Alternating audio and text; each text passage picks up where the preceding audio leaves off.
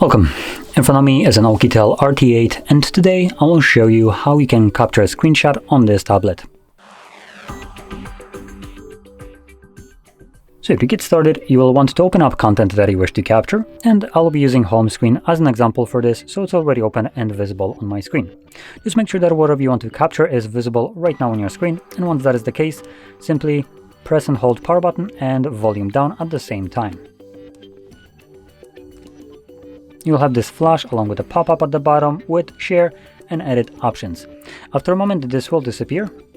There we go. Once it does so, you can find your screenshot in the Photos tab application. And by default, you would normally be located in the Photos tab, so you can navigate to Library. And in here, you'll find an album called Screenshots. Oops, didn't want to close that.